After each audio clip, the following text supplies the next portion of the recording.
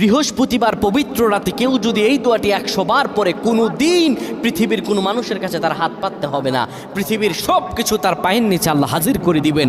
দারিদ্রতা থেকে মুক্তি দান করবেন, বিপদ আপদ থেকে মুক্তি দান করবেন, তার সম্মানকে সুউচ্চতা দান করবেন, অসুস্থতা থেকে দূরে রাখবেন।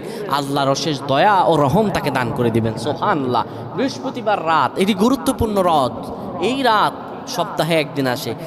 আরবিতে রাত আগে আসে, দিন পরে আসে। সুতরাং বৃহস্পতিবারের যে দিন গিয়ে রাত, এটি বৃহস্পতিবার রাত নয়, এটি শুক্রবারের রাত, এটি জুমাবারের রাত, এটি দোয়া কবুলের রাত, আল্লাহর কাছাকাছি হওয়ার রাত। সুবহানাল্লাহ।